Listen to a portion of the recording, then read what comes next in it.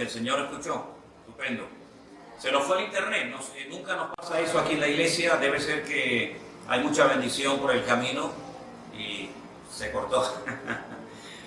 Bueno, vamos a ver, Doña Sonia estaba en el uso de la palabra, así que la escuchamos. Fue la clave para que Dios hablara a través suyo en esa verdad, en esa dirección, porque Éxodo 20 dice: no te harás figura de cosa que hay en el cielo, ni de nada que haya en la tierra, ni en las aguas debajo de la tierra. Y para mí eso fue como quitarme yo un velo de mis ojos. Y entonces hoy no ha sido fácil, pastor, no ha sido fácil, porque detrás de todo esto vienen sentimientos encontrados, en un momento, sentimientos encontrados, sentimientos de duda, sentimientos de ahora qué voy a hacer, ahora que ya conozco esta verdad, ¿qué voy a hacer? Y entonces esa es la razón por la que hoy estoy aquí, por la que mi esposo y yo estamos en una misma dimensión, ¿verdad? Estamos en un mismo buscar, en un mismo sentir, porque nosotros éramos ministros de la Eucaristía por 10 años. Llevábamos 10 años de ser ministros de la Eucaristía, entonces usted podrá entender que hemos tenido, yo digo hemos, porque a través de mí, también mi esposo ha ido, a través de la palabra, Dios nos ha ido hablando muy simultáneamente en cosas que son una verdad. Y solo le pido al Espíritu Santo que nos siga iluminando y que lo siga iluminando a usted. Y muchas gracias por tomarse este momento, pastor. Muchas gracias por este ratito que nos está prestando usted. Muchas gracias. Bueno, hermana Sonia, que el Señor le bendiga. De verdad yo tenía muchas ganas de conocerla a usted porque Rey me había hablado mucho de ustedes y conocía un poquito su situación. Primeramente decirles que el Señor hace todo perfecto. El Señor no se equivoca y tiene un tiempo para cada cosa en la vida. El famoso libro del Eclesiastés dice que hay un tiempo para todo. Un tiempo para nacer, un tiempo para morir, un tiempo para sembrar, para cosechar, para llorar, para reír. Hay un tiempo para todo. Y ahora usted está en un tiempo especial de su vida, porque ha llegado a un conocimiento, ha tenido un impacto con la palabra de Dios. Y la palabra de Dios tiene muchas características, y una de ellas es que es viva, es eficaz, y es como una espada que penetra y no nos deja igual, no nos deja, digamos, indiferentes, sino que golpea nuestras creencias, golpea nuestras tradiciones, golpea todas y cada una de las áreas de nuestra vida. Por lo tanto, lo que yo dije en aquella ocasión acerca de leer la palabra, de escudriñar las Escrituras, se lo digo hoy a usted y se lo digo a todos. La palabra de Dios es la que va a traer luz, es la que va a responder a todas y a cada una de las preguntas y de los interrogantes que ustedes tienen. No cabe la menor duda de que ustedes han sido personas que han estado muy, muy involucradas dentro del seno de la Iglesia Católica, ¿verdad? Por lo tanto, no es fácil comenzar una vida nueva, pero no es imposible, porque como ustedes comprenderán, ustedes no son las únicas personas que han tenido esta experiencia, sino que hay miles y miles de hermanos nuestros a lo largo del mundo que han tenido igual o parecida experiencia a la que usted ha tenido. Ahora bien, vayan con paciencia, no corran, no tengan prisa, no quieran entenderlo todo en 2 días. Ustedes han tardado años en llegar a este punto.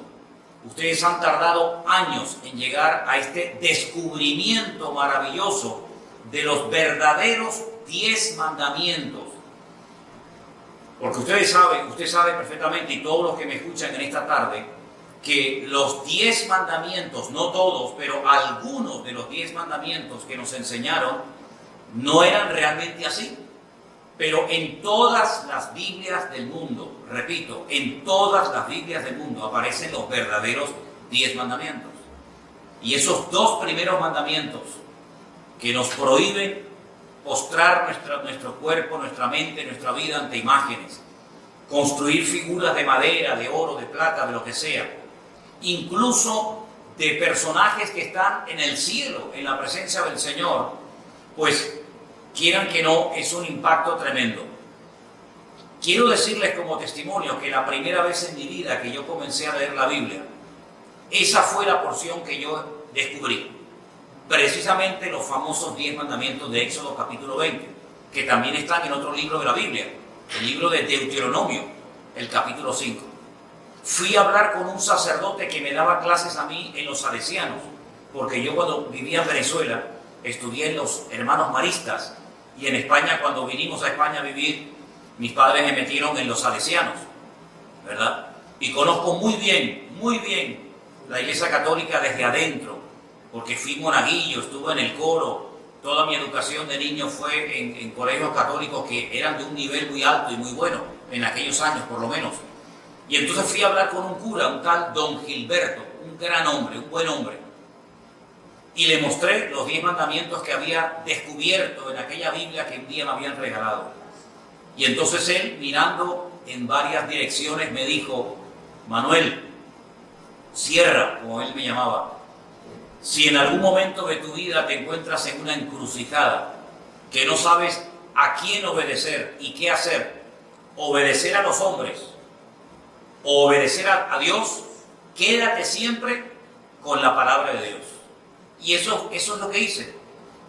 Comencé a leer y a leer y a leer y fui descubriendo cosas espectaculares de la palabra de Dios.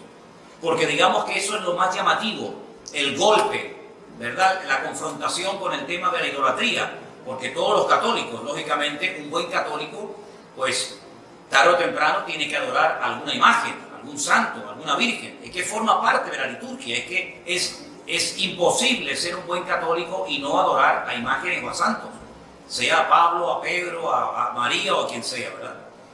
Pero entonces cuando uno va comenzando a leer la Biblia, uno se encuentra que lo que uno creía que era lo más importante, lo más maravilloso, resulta que era una auténtica abominación ante los ojos de Dios. Por lo tanto, mi consejo, doña Sonia, y para todos ustedes a partir de hoy es: no paren de leer la palabra de Dios. Y ese testimonio que yo contaba de aquella parejita que eran muy católicos, una pareja joven de novios, no eran ni casados en aquel momento, que me preguntó ella si era bíblico o no adorar las imágenes, y yo le dije que leyera Éxodo 20. Hoy en día esa pareja, están casados lógicamente, y son pastores de una iglesia evangélica en España, concretamente en la ciudad de Sevilla. ¿Qué quiero decir con todo esto? Que cuando Dios comienza a cambiar una familia, una vida, un corazón, no hay nada ni nadie que lo detenga. No tengan miedo. Ustedes, todos los pasos que den a partir de hoy, consúltenle a Dios. Lean la palabra del Señor. No le tengan miedo al hombre, porque ustedes han sido iluminados con la luz del Evangelio, con la luz de la palabra de Dios, y por lo tanto no tienen que tenerle miedo al hombre en absoluto. Al que hay que tenerle respeto es a Dios, pero al hombre no hay que tenerle miedo, sea quien sea y se llame como se llame. Así que yo le doy muchas gracias al Señor, doña Sonia, por conocerla, a usted, a su marido, y siga adelante.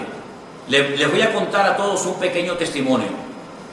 En uno de los muchos viajes que he realizado a Israel, a Tierra Santa, vino conmigo en el grupo un matrimonio muy devoto, muy católico. Ella concretamente tenía varias hermanas monjas, y estaban a punto de canonizar a un antepasado de ella. Cuando vinieron conmigo a la ciudad de Jerusalén, los llevé al sepulcro bíblico, al sepulcro que tiene todas las características bíblicas, como dice la palabra de Dios. Y después le llevé a otro sepulcro, que es el de la tradición, donde hay un montón de velas y de imágenes, y cuando esta mujer iba a entrar, ella se detuvo bruscamente en la puerta de ese sepulcro y me dijo: yo no quiero estar más tiempo aquí, porque en el otro lugar donde estuve se respira vida y aquí se respira muerte. Y la pregunta de ella es la que muchos católicos se hacen: ¿y ahora qué hago? ¿Y ahora qué hago? ¿Qué le digo a mis amigos? ¿Qué le digo a mis amigas, al sacerdote? ¿Qué le digo a mi familia? Usted por eso no se preocupe. Ustedes lo único que tienen que decir es: yo quiero a obedecer, yo amo al Señor y yo me someto a mi Dios. Usted no ha renunciado a Dios. Usted no ha renunciado a nada digno de alabanza. Por lo tanto, lo que le tiene que decir a todo el mundo es: Dios está cambiando mi vida, estoy leyendo su palabra, y lo que le puedo decir es que lean la Biblia como yo la he leído, y el Señor se encargará de hacer la obra correspondiente en cada persona. Es lo que le puedo decir, doña Sonia. Perfecto. Ok.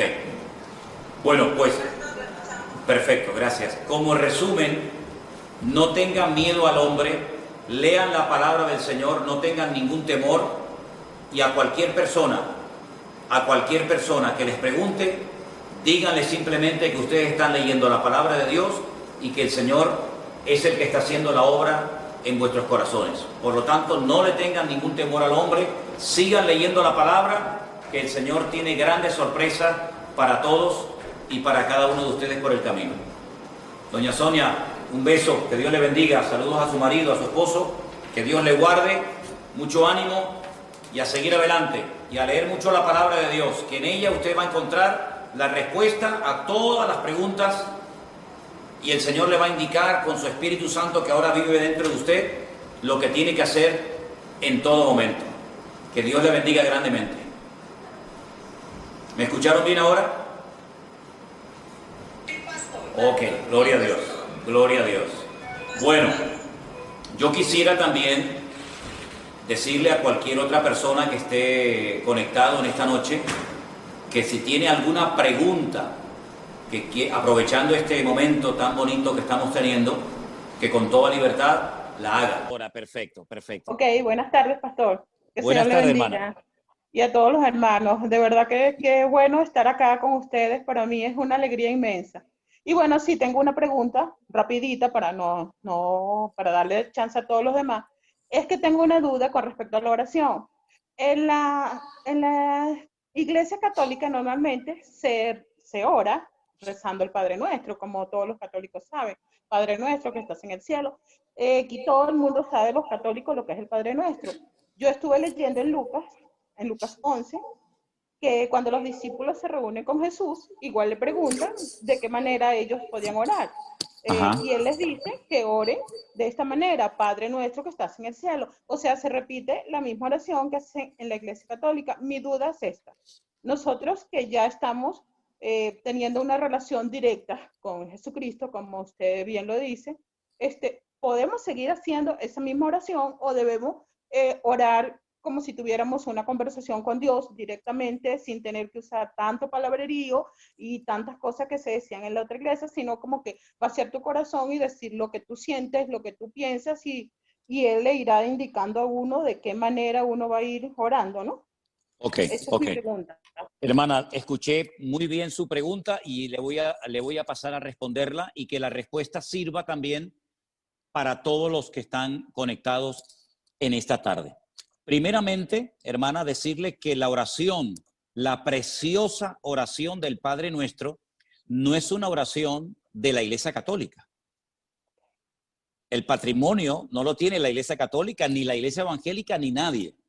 La oración preciosísima del Padre Nuestro está en la Biblia y la enseñó nada más y nada menos que nuestro Señor Jesucristo, ¿verdad? Permítame leerles al grupo las palabras previas y posteriores a la preciosa oración del Padre Nuestro. En el Evangelio según San Mateo, por si tienen la Biblia a mano y quieren seguir la lectura conmigo, en el capítulo 6, Mateo capítulo 6, verso 5, dice la palabra de Dios: y cuando ores, no seas como los hipócritas, porque ellos aman el orar en pie en las sinagogas y en las esquinas de las casas para ser vistos por los hombres. De cierto os digo que ya tienen su recompensa. Mas tú cuando ores, entra en tu aposento y cerrada la puerta, ora a tu Padre que está en secreto, y tu Padre que te ve en lo secreto, te recompensará en público. Versículo 7. Y orando, no uséis vanas, escuchen, no uséis vanas repeticiones como los gentiles que piensan que por su palabrería serán oídos. No os hagáis semejantes a ellos, porque vuestro Padre sabe de qué cosas tenéis necesidad antes que vosotros se la pidáis. Es decir, en el pueblo de Israel, hasta el día de hoy, hay libros muy gordos, libros enormes. El más famoso se llama el Sidur. El Sidur, donde hay oraciones absolutamente para todo. Para cuando usted come, cuando usted bebe, cuando usted sale, cuando usted entra, cuando se muere una persona, cuando nace un niño, para un matrimonio, para un bautismo, absolutamente para todo. Son oraciones que se hacen continuamente. Hay 3 oraciones que en el pueblo de Israel obligatoriamente todo devoto tiene que hacer cada día. La oración de la mañana, que se llama Shaharit, la oración de la tarde, aproximadamente como a las 3 de la tarde, que se llama la Minjá, y la oración de la noche, que se llama la oración de Arbit. Todos los días las mismas oraciones, las mismas lecturas, los mismos salmos, toda la vida. Esto ya existía en los tiempos del Señor Jesucristo. Oraciones repetitivas que se aprendían de memoria, que se enseñaban de generación en generación, el padre al hijo, el hijo al nieto, sucesivamente. ¿Qué es lo que hace el Señor Jesucristo? El Señor Jesucristo le enseña a los discípulos y a todos los cristianos una oración modelo, una oración base, que va a servir para que sobre esa oración sepamos qué cosas podemos pedir y cómo debemos pedirla. ¿Es malo repetir en alta voz el Padre Nuestro? En absoluto. En absoluto. El Padre Nuestro, repito, no es una oración de la Iglesia Católica ni una oración de la Iglesia Evangélica, es una oración bíblica. Ahora bien, hay muchas cosas que no incluye el Padre Nuestro, pero como el Padre Nuestro me enseña a pedir ciertas y determinadas cosas, yo puedo pedir por mi familia, puedo pedir por mi salud, puedo pedir por mi país, puedo pedir por un trabajo, puedo darle gracias al Señor por lo que tengo, por lo que he aprendido, por los hermanos en Cristo que estoy conociendo, etcétera, etcétera. Es decir, no está mal repetir el Padre Nuestro en alta voz, en absoluto, pero por favor, no lo hagan, permítame la expresión, como los loros, de una forma ya repetitiva, de memoria, que no sabemos lamentablemente lo que estamos diciendo. Si alguien quiere usar y hablar de vez en cuando con las palabras de la preciosa oración del Padre Nuestro, no hay ningún problema, pero no lo haga como un rezo repetitivo, monótono y aburrido, sino que usted puede orar ahora con total libertad a su Dios, a su Padre Celestial, que lo conoce, que lo ve, y por lo tanto no se limite, repito, no se limite única y exclusivamente a repetir el Padre Nuestro, porque usted puede orar hoy por hoy lo que quiera. Y miren, les voy a dar un consejo que me dieron a mí hace muchos años. Si usted quiere aprender a orar bien, bíblicamente, utilizando términos bíblicos, oraciones preciosas, lean los Salmos. El famoso y precioso libro de los Salmos, que hay 150, léalo. Cada día puede leer un salmo. Hay 150, muchas son oraciones, pero usted va a aprender oraciones preciosas que también, como no, usted puede utilizar esos términos, esas frases y esas palabras.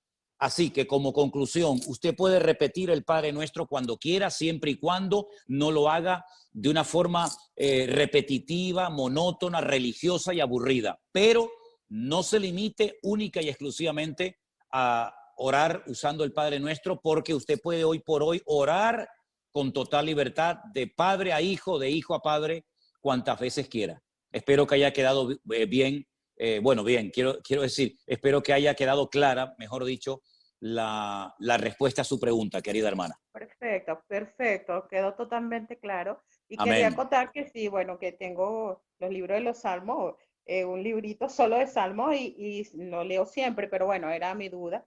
También quería decirle rapidito, porque yo no es que estuve hasta ayer en la Iglesia Católica, pasa que vengo de una familia donde la mitad es católica y la mitad es cristiana. Y entonces me quedaban como que dudas y quise entrar para aclarar dudas, pues de verdad Muy bien. que chévere, gracias y de verdad que feliz con la respuesta. Gracias. Bendición, hermano. Bendiciones. Vamos a darle lugar a otras personas. Yo, como me estaba fallando el ordenador, la computadora, tengo el iPhone en la mano, el teléfono, pero tengo la pantalla frente a mí. Y Vanessa, si tú ves a gente con la mano levantada queriendo hacer una pregunta, dime de quién se trata y le damos enseguida lugar para que haga su pregunta. Silvia Colín. Ok, Silvia Colín, por favor, si es tan amable, abra su micrófono y haga la pregunta que usted quiera.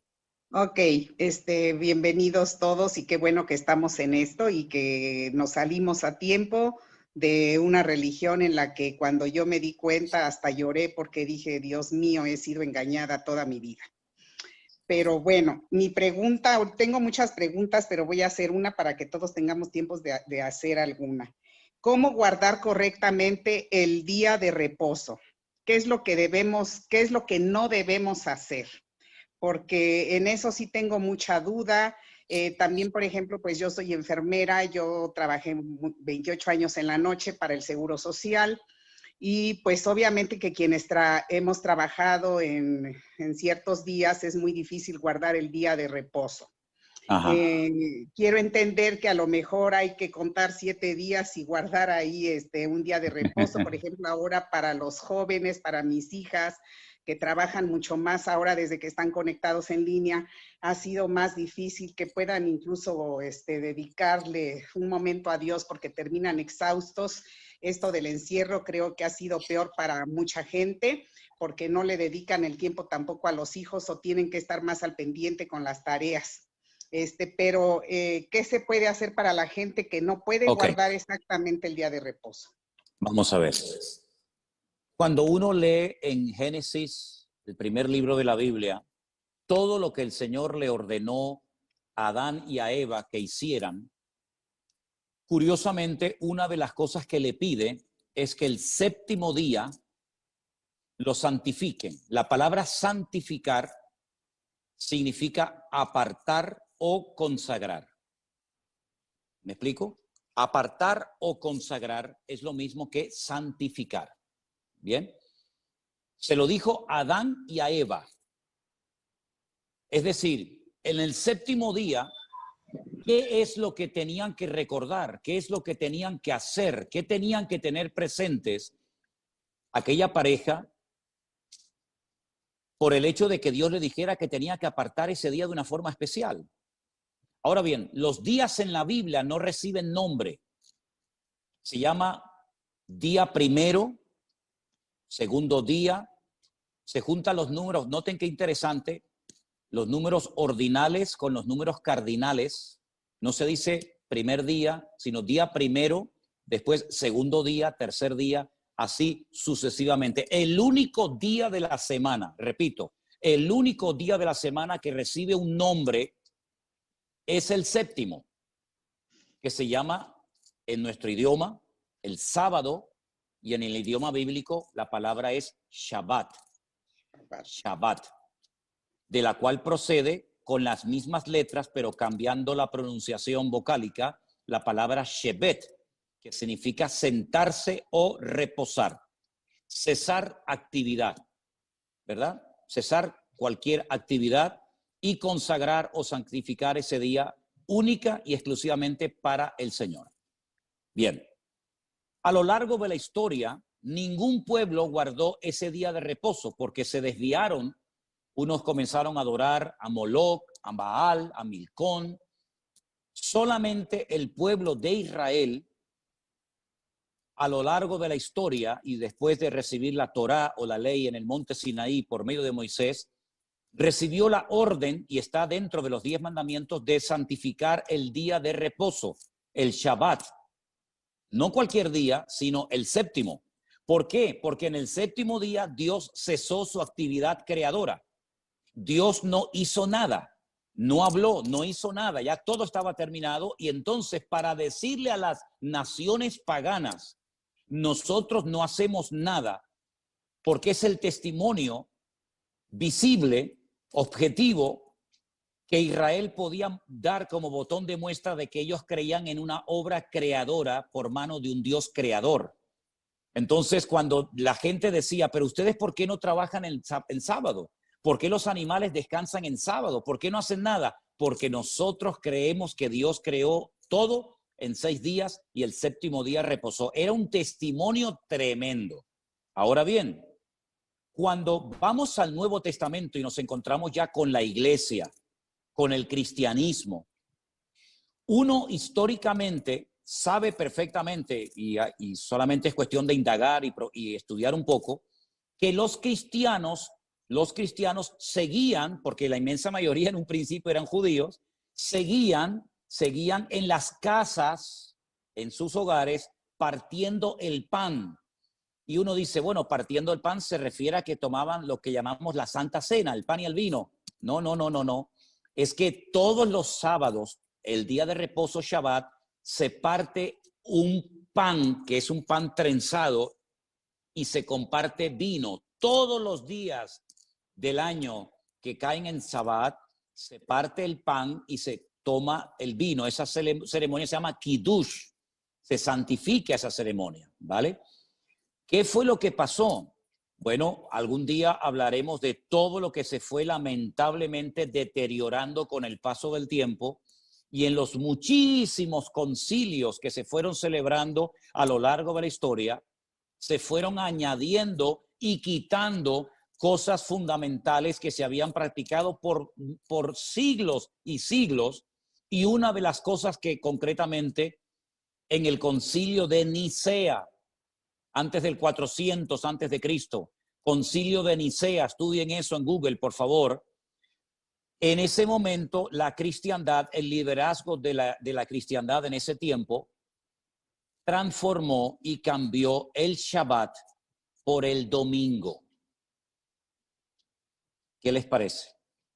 Hay unas declaraciones de un alto obispo de la Iglesia Católica de los Estados Unidos que con sus ropas sacerdotales da una conferencia, la pueden buscar en internet, en YouTube, donde él pide perdón porque él lee el decreto, el año, el día y la hora en la que la cristiandad quitó en ese concilio de Nicea el día sábado y lo sustituyó por el domingo. Ahora, ¿qué es lo que ocurre?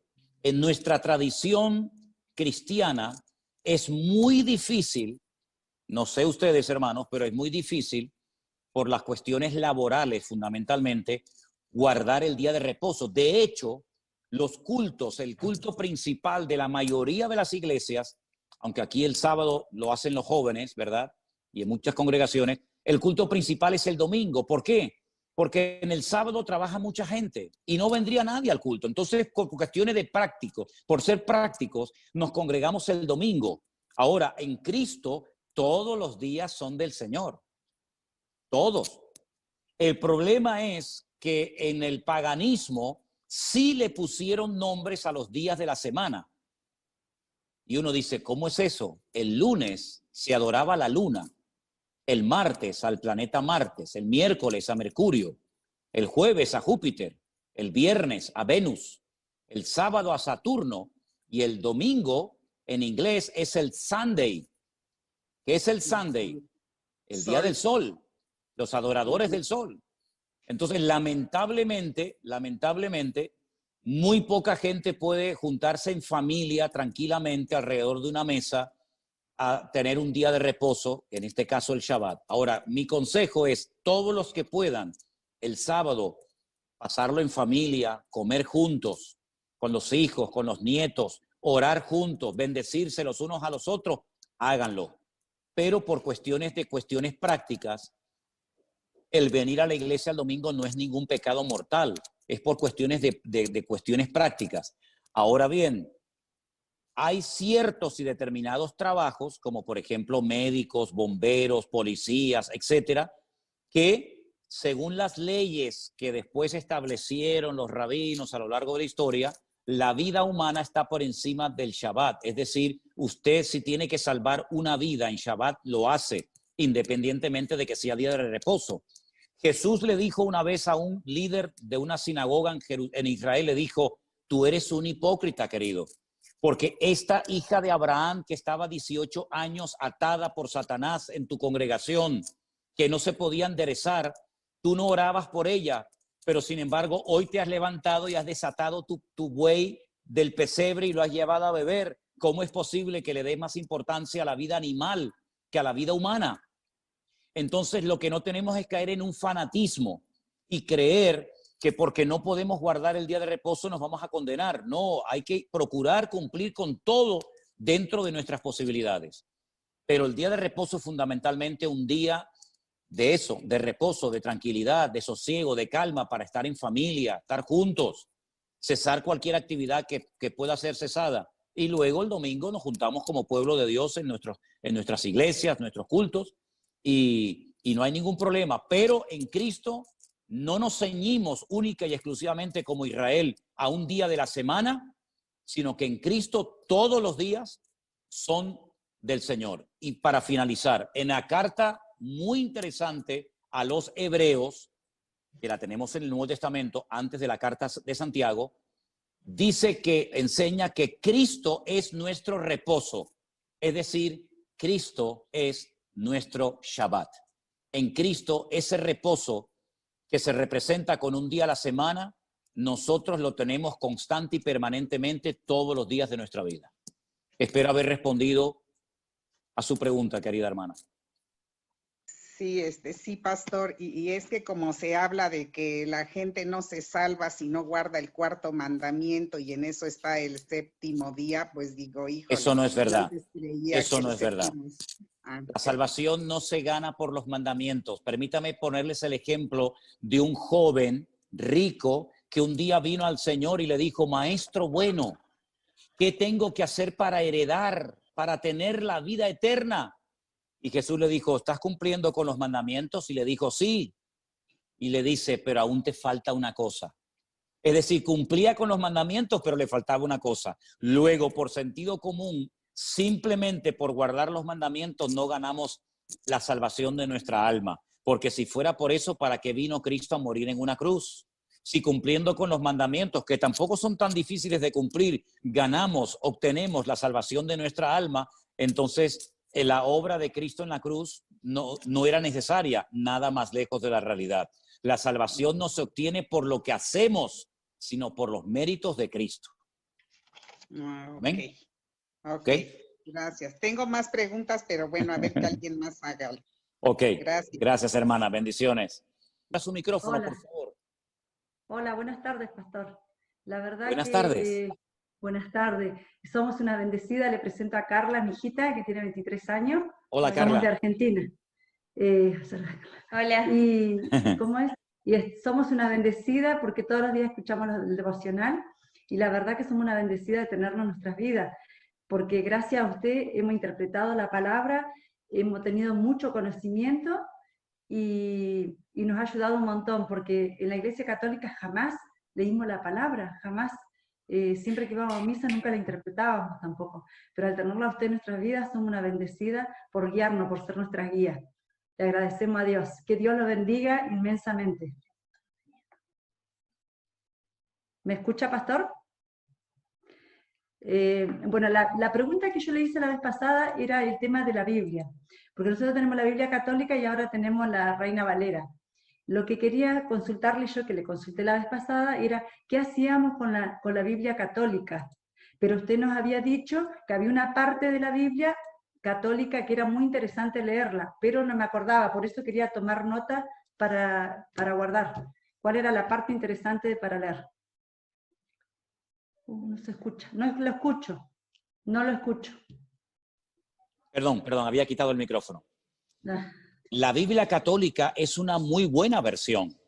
La Biblia católica generalmente es versión nácar colunga, que son los apellidos de la persona que tradujo la Biblia, igual que la Reina Valera son los apellidos de Cipriano de Valera y de Casidoro de Reina, ¿verdad? Ahora bien, no descarte la Biblia católica, léala todas las veces que quiera, sin ningún problema, sin ningún problema. ¿Qué es lo que ocurre?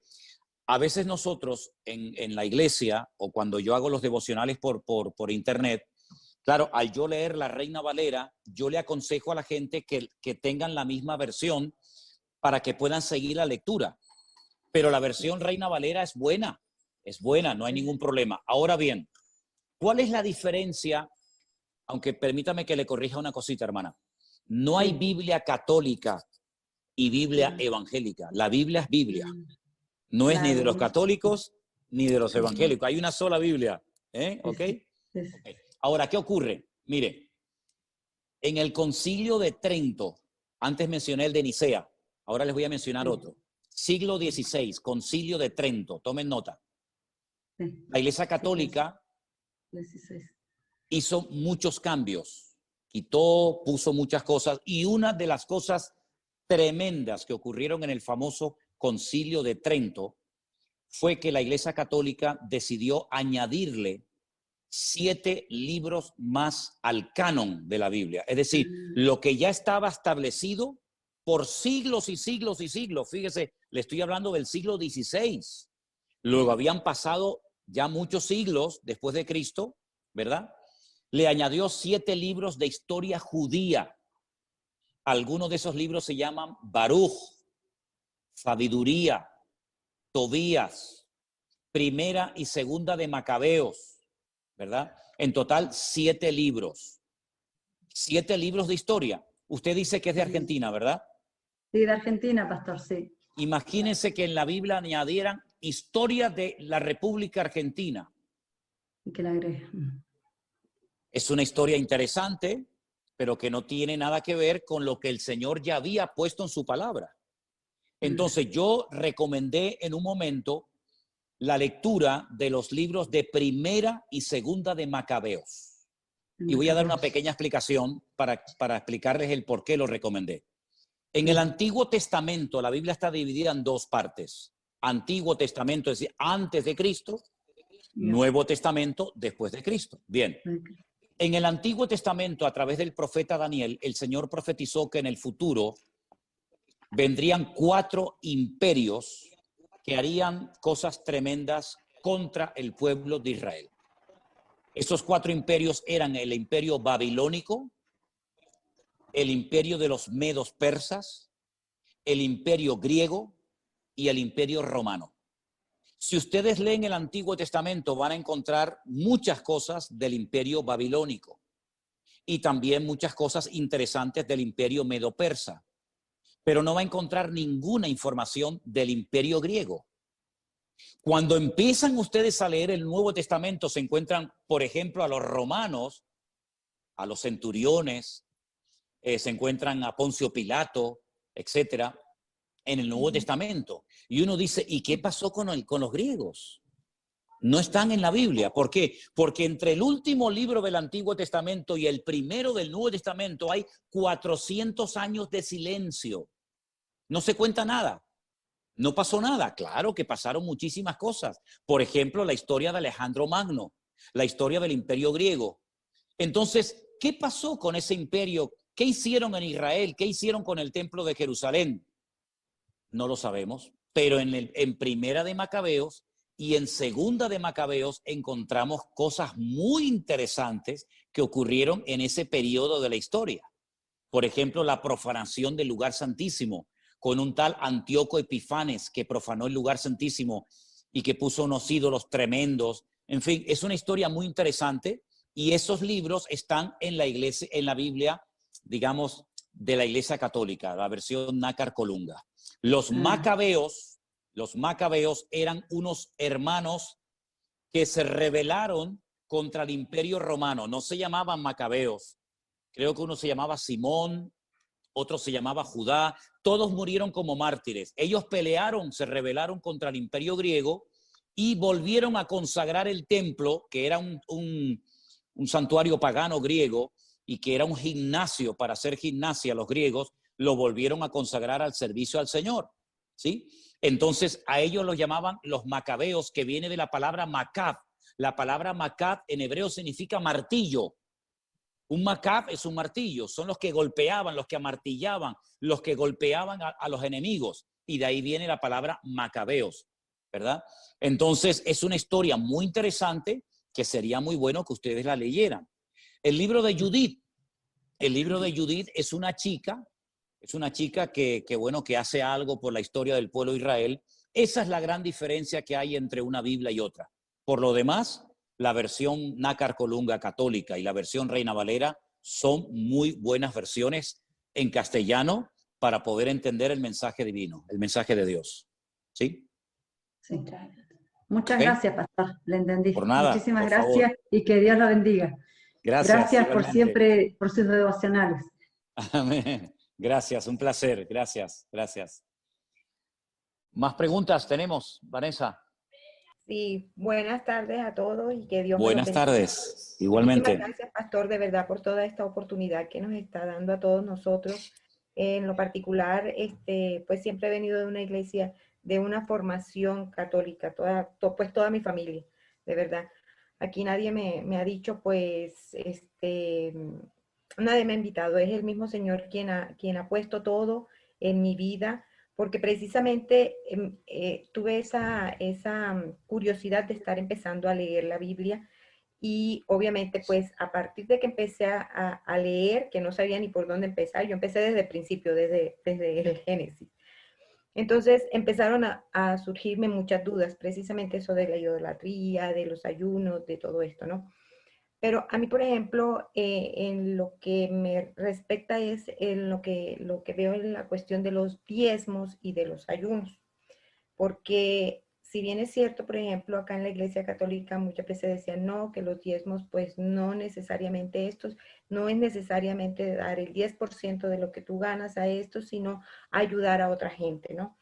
Entonces, eso me causa como conflicto también porque, bueno, yo pienso que según lo que estoy leyendo, pues es para beneficio del Señor, ¿no? Para edificar.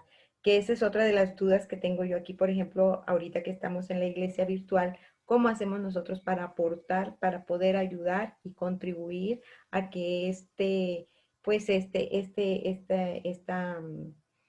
esta comunidad crezca? Porque es para beneficio de Dios precisamente.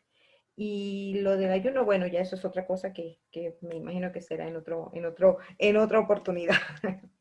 Vamos por parte, vamos. Piano, piano se va lontano, dicen los italianos, poquito a poco, ¿no?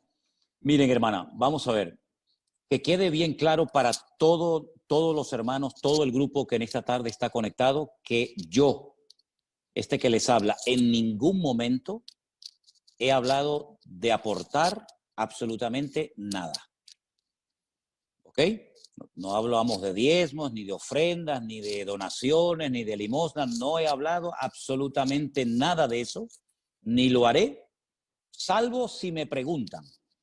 Pero nuestra prioridad y nuestro objetivo no es pedir dinero, ni aprovecharnos de la generosidad de la gente, ni muchísimo menos, ¿verdad? Eso lo quiero dejar bien claro y además ustedes saben perfectamente que me llevan algunos años escuchando y lo único que hago es simplemente decir gracias de todo corazón a los que sienten en su corazón en algún momento mandar alguna aportación, pero jamás hemos pedido nada. Bueno, dicho esto, permítame decirle que cuando el pueblo de Israel recibe lo que llamamos la ley, la palabra correcta sería la Torá, la instrucción, los 5 libros, Génesis, Éxodo, Levítico, Números y Deuteronomio, a esos libros se le llama el Pentateuco, que viene de la palabra 5, Pentateuco, Humash, en hebreo de la palabra 5, ¿ok?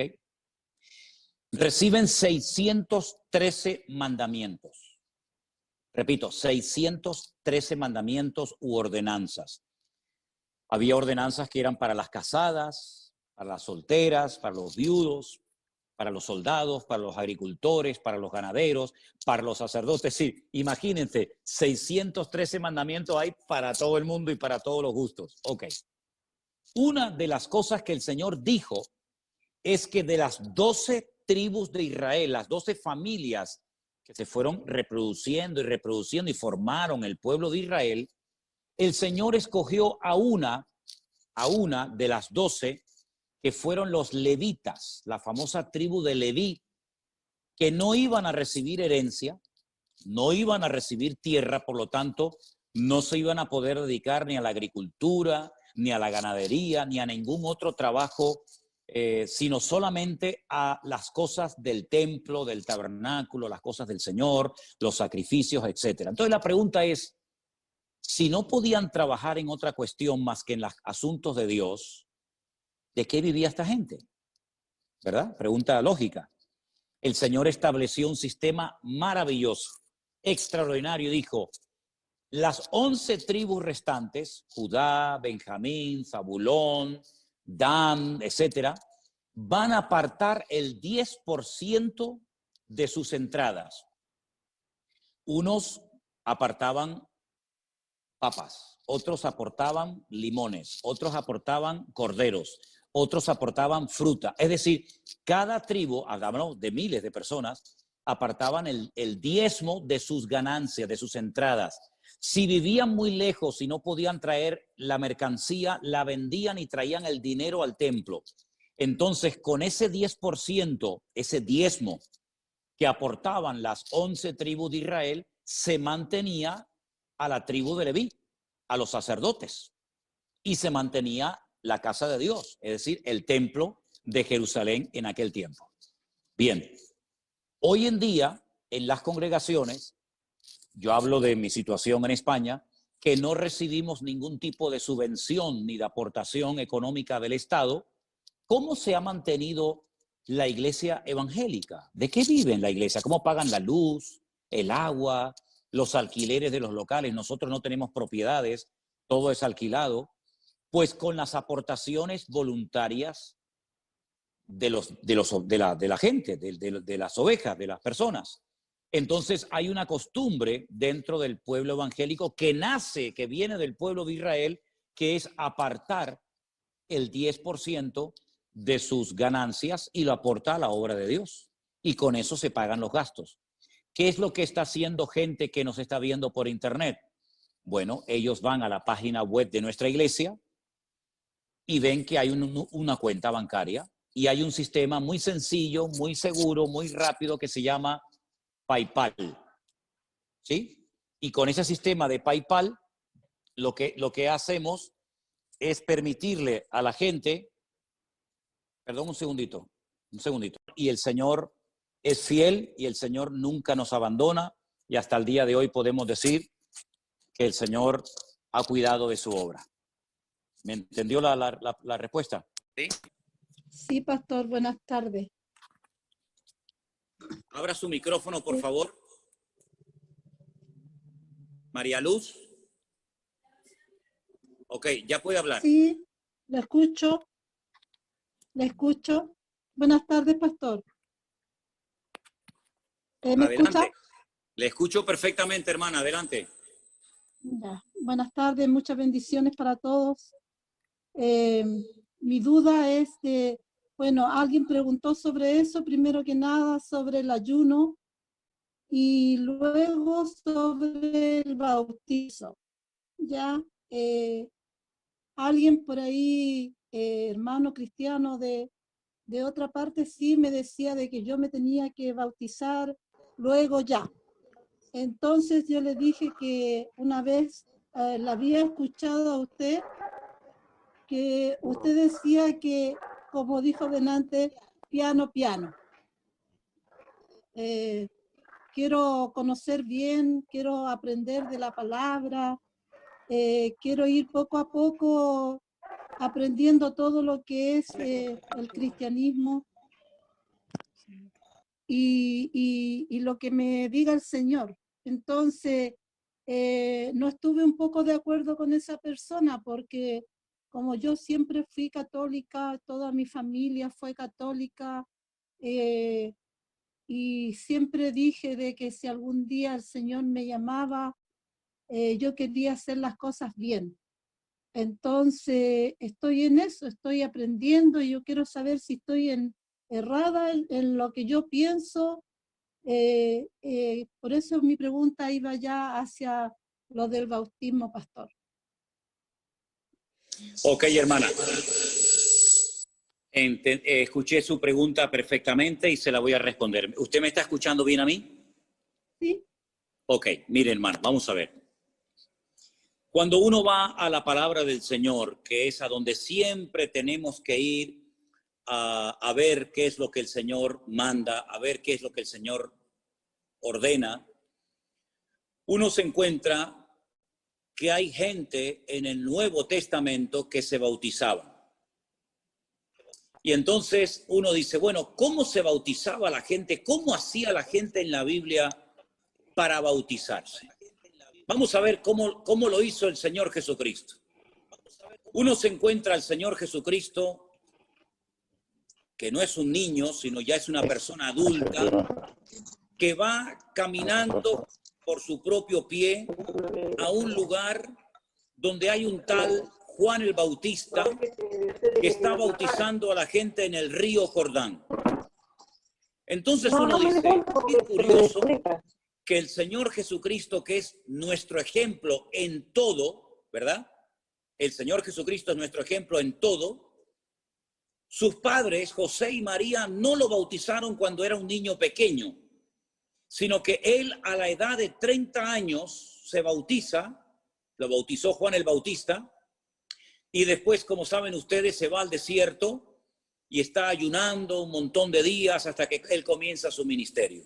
Bueno, después cuando el Señor Jesucristo 3 años después termina con su precioso ministerio, reúne a sus discípulos y les dice, id por todo el mundo y predicad el evangelio.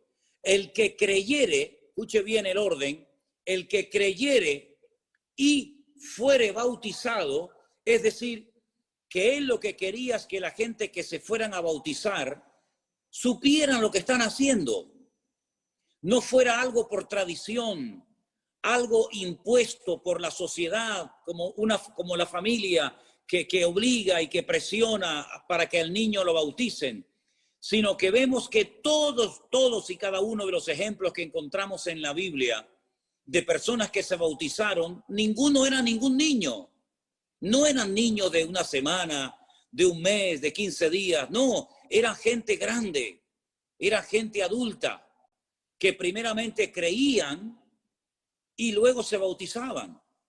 No es que se bautizaban primero y luego creían, no, ese no es el orden. El orden lo pone el Señor en su palabra. Dios en su palabra dice, primeramente hay que creer, arrepentirse de los pecados, pedir perdón al Señor y luego, como señal de ese arrepentimiento, de ese cambio, viene el bautismo. Entonces, seguramente, hermana, a usted, como a mí y como a la mayoría de nosotros, a nosotros nos bautizaron cuando éramos chiquitos, cuando éramos niños pequeñitos. Yo no sabía lo que me estaban haciendo, no me acuerdo de eso, pero cuando ya fui grande y leí la Biblia, y me di cuenta que mi Señor Jesucristo se bautizó de grande y que Él ordenó a la gente bautizarse de adulta, entonces yo dije, yo ahora me quiero bautizar, porque ahora lo entiendo, porque ahora lo quiero hacer, no porque papá, mamá, el abuelo, la sociedad o la familia lo dice, sino porque yo lo siento hacer y quiero poner en práctica ese mandamiento de la palabra del Señor. Entonces, claro que tenemos que bautizarnos de grande, hermana, pero no tenga prisa, no se preocupe. Yo estoy orando al Señor y pido ahora a ustedes que lo hagan también conmigo para que, si Dios lo permite, claro, el mundo está tan raro y todo está tan cambiado que ya uno no puede hacer planes ni de aquí a mañana, ¿verdad? Pero si Dios lo permite, para el año que viene, estamos orando para que el Señor nos permita ir a los lugares donde ustedes están ahora viviendo. A Chile, a Colombia, Argentina, a tantos lugares donde hay tantos hermanos esperando para poder ser bautizados y también para poder conocernos personalmente. ¿Por qué no?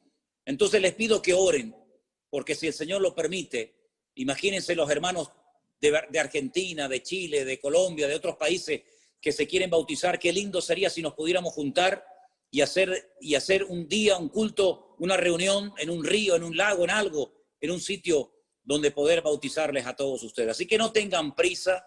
Yo sé que muchos lo han leído, lo quieren poner en práctica porque no han leído de la palabra del Señor, pero no tengan prisa.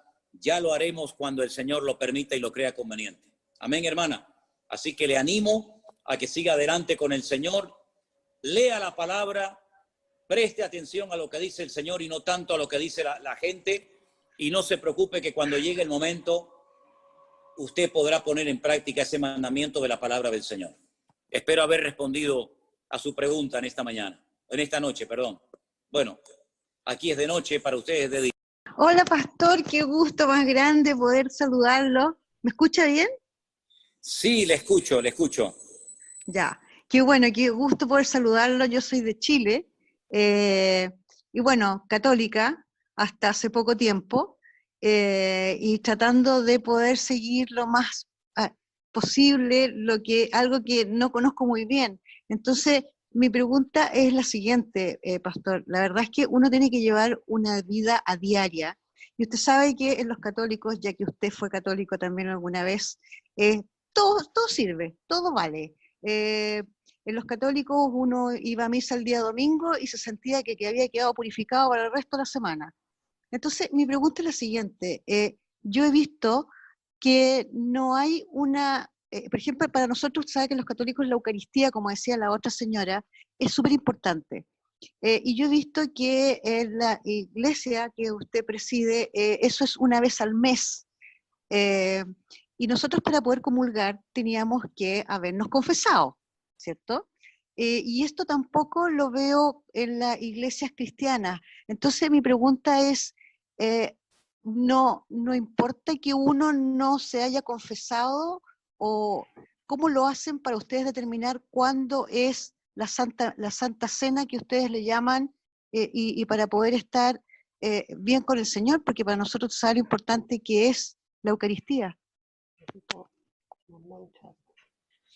Le escuché perfectamente, hermana. Le escuché perfectamente y es una pregunta muy, muy interesante y me alegro mucho que la haya hecho porque estoy seguro de que le va a ayudar a más de uno de los que están conectados en esta noche. Vamos a ir por partes, ¿sí? El Señor Jesucristo, la noche que fue entregado, la noche que lo crucificaron, ¿verdad? ¿Qué fue lo que repartió a sus discípulos? Repartió pan y repartió vino, ¿no es cierto?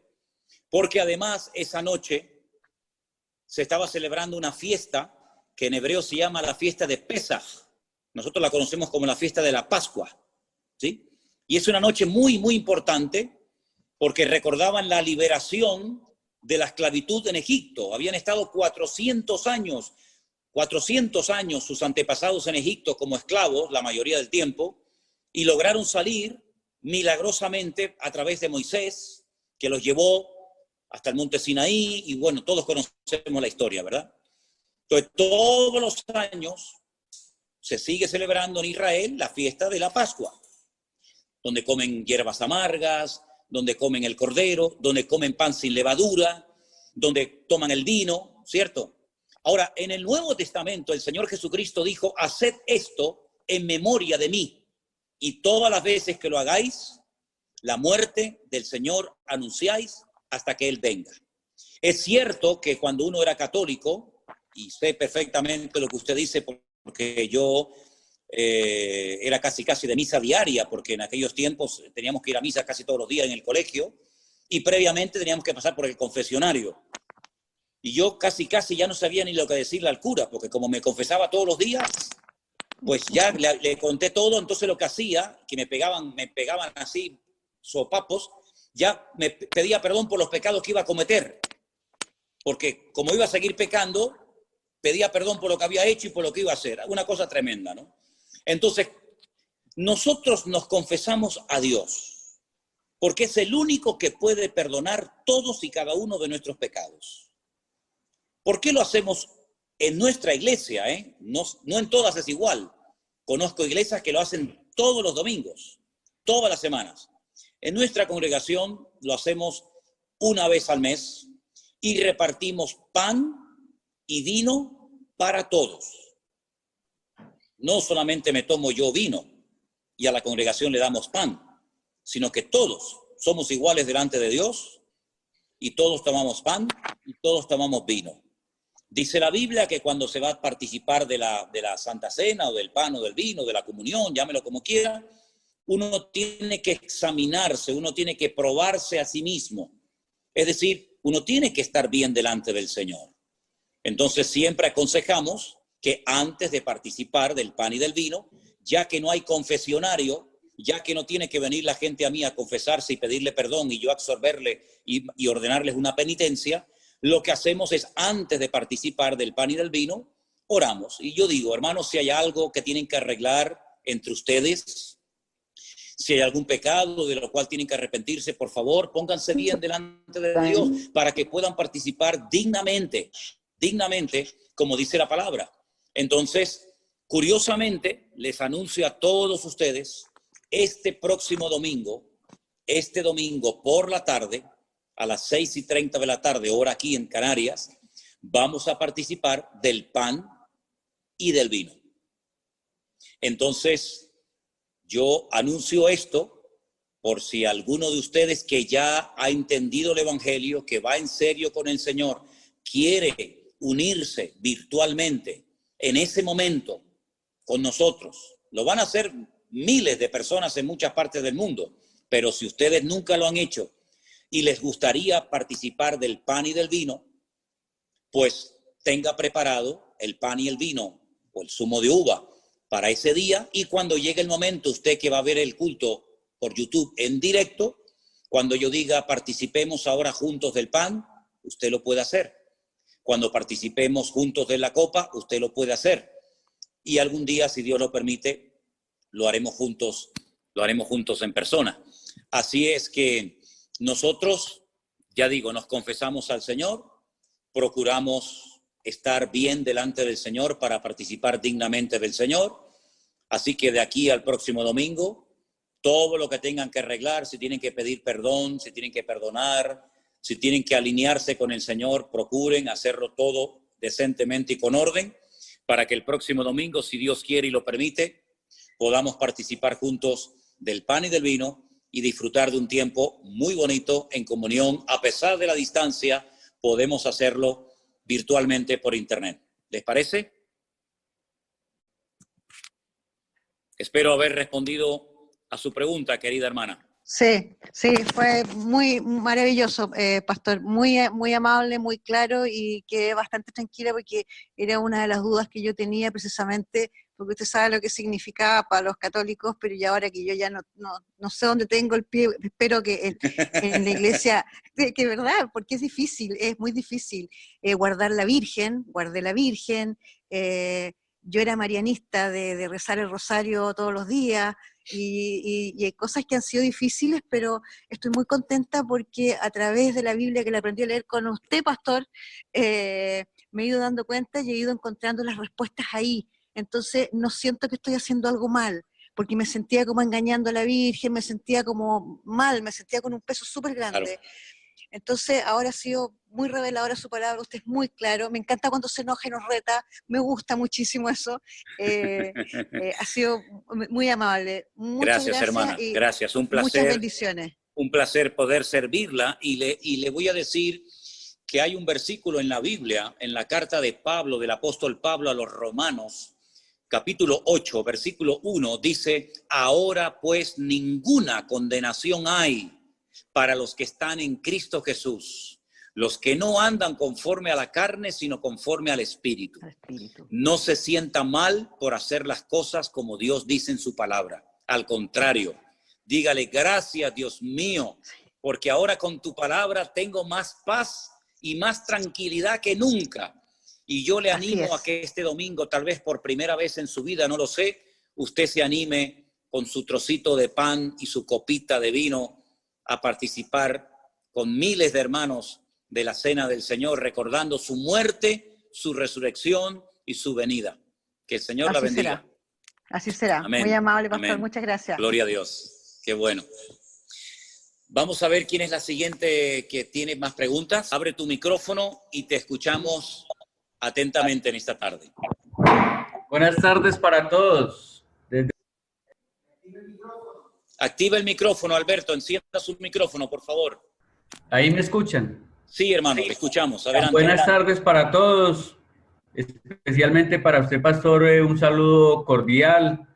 Mi nombre es Alberto Sánchez, de acá desde Colombia, en el departamento del Valle, en un municipio pequeño que se llama La Victoria Valle.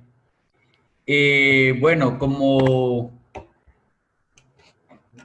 se ha venido hablando con respecto a lo de católicos, a ver, yo he sido católico toda la vida. En tiempos de pandemia, por recomendaciones, un día me colocaron a ver el pastor online y me quedó gustando y desde ahí empecé a verlo a usted y me he enamorado bastante de su forma de predicar, de su forma de enseñar, de su forma de hablar, sobre todo porque en usted no se ve fanatismo, sino como esa enseñanza, la enseñanza que de pronto uno quiere, como esa verdad, toda esa verdad que está escrita en la palabra y que realmente en la Iglesia Católica nos la han ocultado toda la vida, porque la Iglesia Católica somos ciegos a todo lo que va uno aprendiendo cuando empieza uno a leer la palabra. Me genera muchas dudas con respecto al cambio que estoy obteniendo en estos momentos. De hecho, ya he ido como en 2 ocasiones a una iglesia cristiana por ir a mirar a ver, porque de todas formas esto es un cambio que uno empieza como a tener. Mi familia es una familia muy grande, de 76 personas aproximadamente, todos son católicos, entonces yo me confundo y digo, yo me preocupo y empiezo a decir, ¿cómo voy a convencer yo a mi familia de que me crean esto? De hecho, mi mamá tiene 93 años y me pregunta, hijo, ¿ya fue a misa? Y yo, sí señora, pero, o sea, yo le digo que ya fui a misa, pero fue en el culto, o estuve viendo la prédica suya ayer, y le dije yo, mamá, ya fui a misa. Entonces, como todas las confusiones. De hecho, uno también está acostumbrado a persinarse, a santiguarse. Entonces, todo eso me genera a mí cambios que me tienen como así, pero, o sea, decidido a aprender mucho de usted, pastor, porque, o sea, usted es una persona que atrae. Uno se puede quedar toda la noche viendo prédicas suyas de hace 2, 3 años y uno no se cansa. Le aseguro que uno no se cansa. De hecho, anoche me vi como 3 seguidas y uno no se cansa de verlo a usted. Entonces, estoy muy contento de haberlo conocido, aunque sea por redes sociales. Y qué rico que esté pensando en venir el otro año a los diferentes países. Aquí en Colombia lo esperaremos, porque hasta que usted no venga a Colombia, yo creo que no me bautizaría. Bueno, vamos a ver, Alberto. Mira, hermano, la mejor forma de predicar, ¿me oyes bien? Sí, señor. La mejor forma de predicar es con el ejemplo. Entonces, si usted da un buen ejemplo a su familia, yo le aseguro casi al 100% de que va a ser su familia la que le va a preguntar a usted qué le está pasando, qué le hicieron a usted. Porque es imposible que un cristiano de verdad, nacido de nuevo, comprometido con el Señor, que se toma en serio su vida cristiana, pase desapercibido. Usted no se preocupe por convencer ni a su familia ni a nadie, porque ese no es nuestro trabajo. Eso lo hace el Señor. y Él lo sabe hacer mejor que usted y que yo. Así que usted limítese única y exclusivamente a hacer lo que el Señor dice. Y no se preocupe que le va a llegar la oportunidad, créame, le va a llegar la oportunidad de que usted pueda explicar qué es lo que le está pasando. Y mire, esto es muy fácil. Mire, a su papá, a la mamá, a la abuela, al sobrino, a quien sea, mire, yo lo que estoy haciendo es leer la Biblia, escuchar unos cultos y unas predicaciones y tratar de agradar a Dios lo mejor posible dentro de mis posibilidades con la ayuda de Dios. Y no se preocupe, Alberto, que Dios ya le dará sabiduría y palabra para que usted pueda dar una explicación coherente a toda la persona que le pregunte, que le van a preguntar qué es lo que te está pasando a ti, porque tú estás raro, a ti te han hecho algo, tú estás yendo a algún sitio, a ver, dinos, cuéntanos. Tú no te preocupes, Alberto, que ya el Señor te va a dar la oportunidad de hacerlo. Fortalécete bien en el Señor, ponte bien con el Señor, sé un ejemplo, que no te señalen con el dedo y te digan, sí, pero usted mucho cristianismo, pero mire esto y mire aquello. No. Procure que su vida sea un botón de muestra, una referencia buena. Y ya verás que el Señor va a hacer la obra. Y mire, claro que hay costumbres como el persignarse y otras cuestiones, ¿verdad? Que a lo mejor cuesta el dejarlas. Pero tú pídele al Señor, Señor, vete quitando de mi vida todas aquellas cosas que yo he estado haciendo, que a veces no sabemos ni por qué las hacíamos. Cuando en España pasaba un coche fúnebre, yo no sé si en Colombia o en los países de ustedes se hacía, pero en España, cuando pasaba un coche fúnebre, la gente se persignaba, ¿verdad? Y uno dice, ¿por qué? Bueno, son supersticiones. O cuando el futbolista va a entrar a la cancha a jugar, se persigna. O cuando la gente se va a tirar al agua, a la piscina o al mar, se persigna. Son costumbres, son cosas que la gente hace por tradición, pero que usted no las ve en la Biblia por ninguna parte, porque eso lo hace uno como una especie de protección. Que no me pase nada, que no me ahogue, que no me peguen una patada y me hagan daño. Pero ¿sabe qué? Ahora tenemos la mejor protección del mundo, que es el Señor de señores y el Rey de reyes, que está en nosotros, con nosotros todos los días hasta el fin del mundo. Así que usted no tenga miedo de pasar por debajo de una escalera, de ver un gato negro, de subirse a un avión, a un ascensor. No tenga miedo de nada, porque el Señor le va a proteger y le va a cuidar, porque usted ahora es su hijo y el Señor le va a cuidar de todo peligro y de todo mal. Así que no tenga prisa, pero sobre todo el testimonio, hermano, el ejemplo. Eso es una imagen. Usted no oyó el refrán que dice que una imagen vale más que 1000 palabras. Sí, señor. Pues así es. Usted dé un ejemplo y ya verá cómo su familia, uno detrás de otro, le van a preguntar y usted le va a poder dar testimonio de lo que el Señor ha hecho en su vida. Dios te bendiga, Alberto. Bendiciones. Bendiciones para usted también, pastor. Muchas gracias. Un abrazo grande, mi hermano. Tenemos más preguntas, ¿verdad? Mira que el tiempo vuela. El tiempo, no sé cuánto tiempo llevamos, pero me imagino que hay gente con preguntas, ¿sí o no? Dele, por favor. Dios me lo bendiga, pastor. Aquí lo escucharemos. ¿Me escucha? Perfectamente.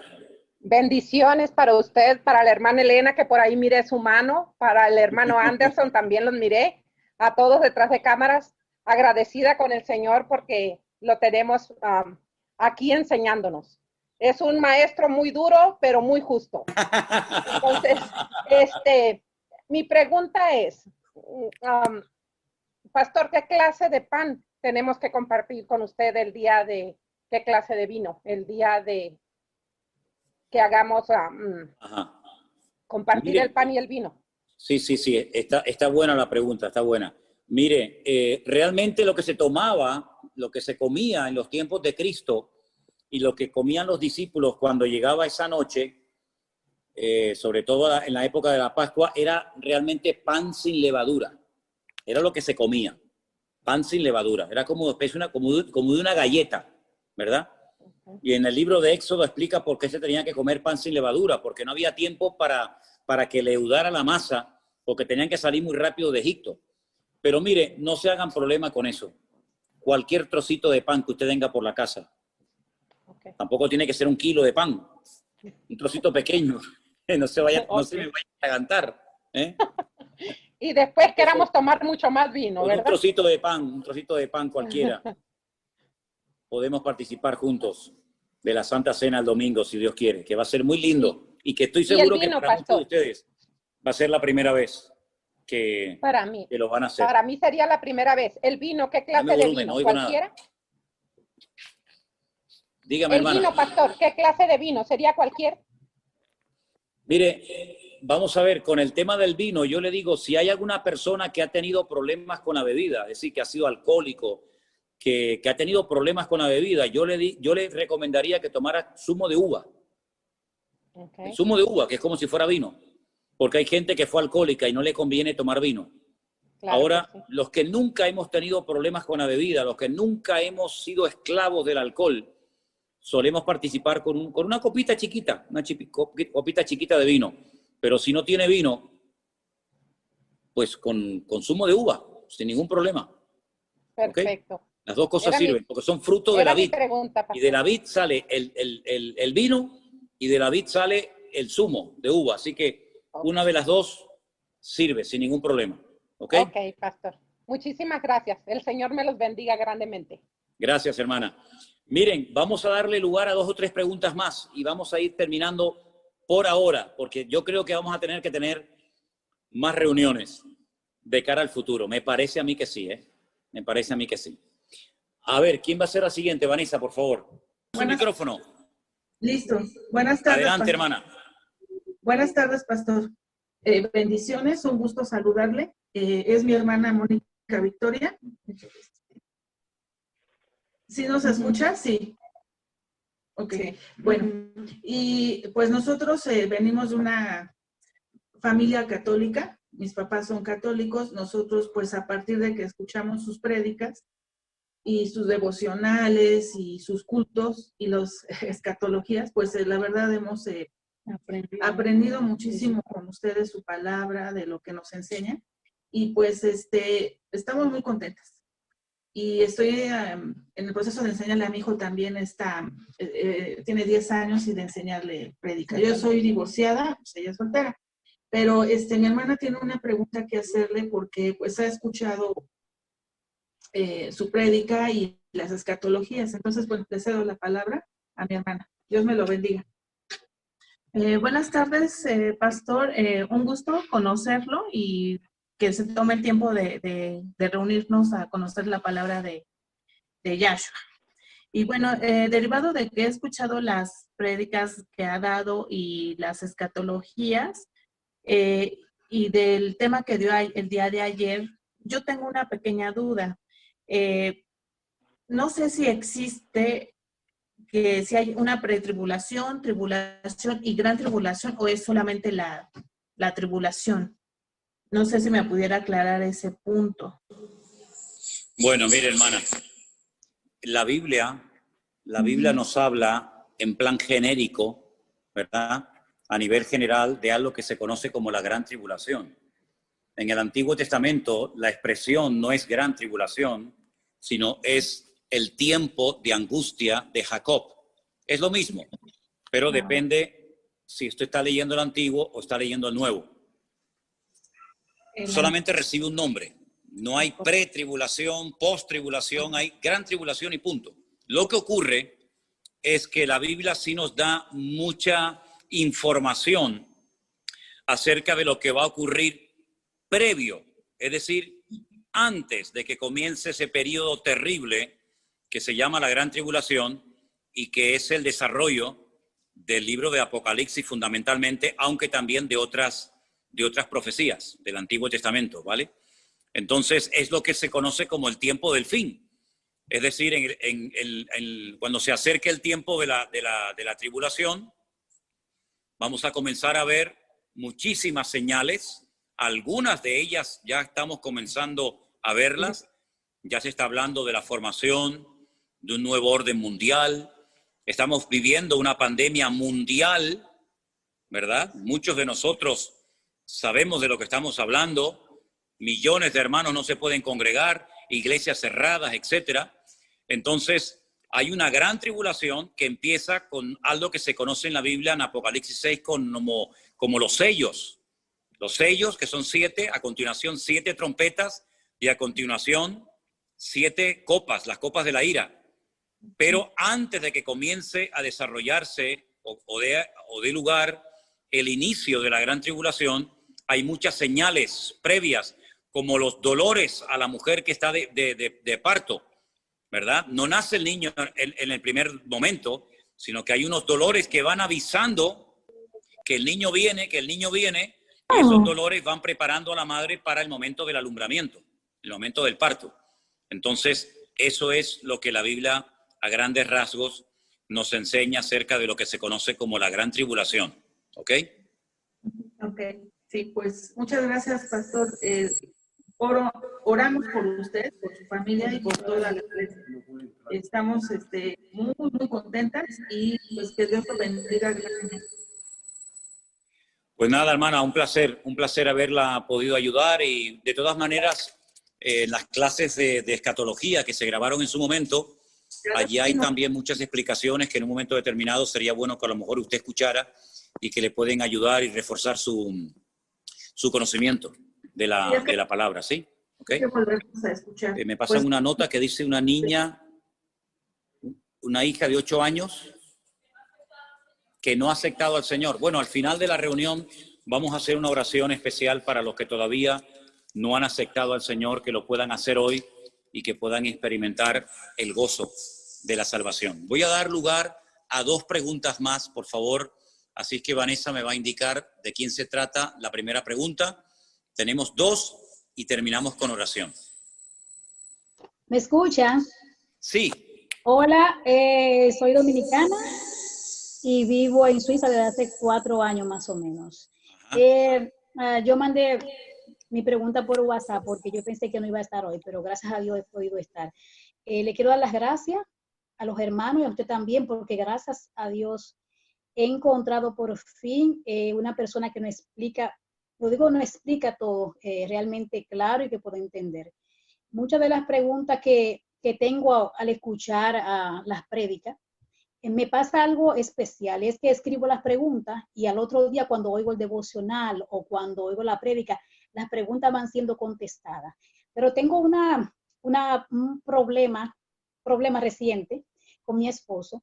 Yo al llegar aquí, visitaba la iglesia católica, yo soy católica desde hace mucho tiempo, era católica, y con él y su familia iba y visitaba, iba a la misa, iba a las actividades, pero al llegar aquí y convertirme, yo me convertí estando aquí, ya no quiero ir a esas actividades, y he tratado de explicarle, pero él no entiende, se pone molesto, se pone muy rebelde, tengo el problema con su familia porque también su familia lo presiona a él.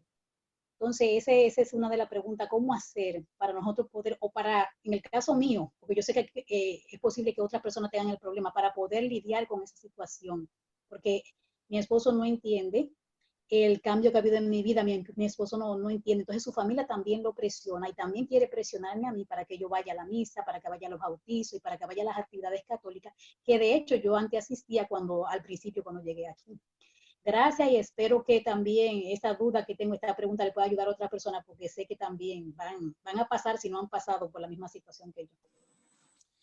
Ok, hermana. Mire, hermana, no es fácil y tiene que tener mucha paciencia. ¿Usted no ha oído el refrán que dice que se casan más moscas con miel que con vinagre? ¿Sí? Pues mire, hermana, tiene que pedirle mucha sabiduría al Señor, tener mucha paciencia con su marido, porque es lógico que si él no ha tenido la experiencia de aceptar al Señor como usted se ve que él ha tenido, él no va a entender de la noche a la mañana por qué usted no quiere ir a misa, por qué usted no quiere acompañarlo a diferentes lugares, pero tiene que tener sabiduría, tiene que pedirle al Señor mucha sabiduría y paciencia para que usted pueda ir ganándolo con amor.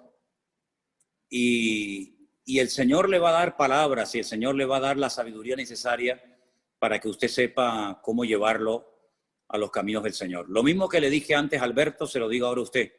El ejemplo, el testimonio, es lo que va a hacer que el corazón de su marido se ablande y que comience a interesarse por las cosas del Señor. Pero no es un trabajo de la noche a la mañana, sino que tiene que pedirle a Dios mucha sabiduría.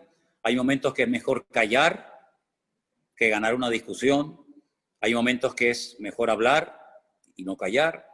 Es decir, es un día a día, y que el Señor le ayude a la luz de la palabra y orando al Señor por él. Ore mucho por él, Señor, toca su corazón, que él entienda el evangelio. Si usted un día, no sé cómo lo ve, pero si usted un día le dice, mira, ¿tú quieres que hagamos una oración juntos? ¿Quieres que demos gracias a Dios por la comida? ¿Quieres que demos gracias a Dios por nuestro matrimonio? Y él acepta. Es decir, vaya poquito a poco sembrando, con mucha paciencia, con mucha sabiduría, y ya va a ver como poco a poco el Señor va a ir tocando su corazón, pero sobre todo con el ejemplo. No intente convencerlo, ni intente obligarlo, porque los hombres así no van. Al contrario, se lo va a poner en su contra. Y a usted no le conviene, y a usted no le interesa tener una guerra en casa. Así que tenga mucha paciencia, ore mucho por él, y que el Señor toque su corazón. Y si algún día pueden orar juntos, aproveche. Y si no, inténtelo en otra ocasión. Pero sobre todo, paciencia. Y no corra, no lo presione, porque lo que va a hacer es producir la reacción contraria. ¿De acuerdo, hermana? Ok, Que Dios la gracias, bendiga. pastor. Bendiciones. Gracias. Venga, y la última pregunta de esta reunión de hoy. ¿Quién la va a hacer, por favor? Hola, ¿me escucha? Sí. Bendiciones, pastor. ¿Cómo le va? Muy bien, muy bien. Adelante. Bueno, yo estoy en la iglesia virtual con ustedes. Así que acá se lo presento a Oscar, católico, y quiere preguntar él. ¿Me entendió? Que yo estoy en la iglesia virtual con ustedes y él es el católico. Bien, pues que haga la pregunta. Bueno, preséntate. Buenas tardes, Pastor. pastor. Buenas tardes. Mucho gusto. Yo soy Oscar, que soy católico. Más atrás. Ahí habla. Yo quería hacerle la pregunta, recién lo escuchaba cuando le explicaba a usted, a la anterior señora, que tenga paciencia con su marido, que porque ella no quiere ir a misa y todo eso. Creo que cuando estamos en el catolicismo o en el evangelismo, hablamos del mismo Señor, ¿o no? Sí, sí. Lo que pasa es que yo tengo el micrófono cerrado para que no se acople aquí el sonido. Claro que tenemos al mismo Señor, claro, por supuesto. Solamente hay uno, no hay dos señores, hay uno solo. Exacto, exactamente.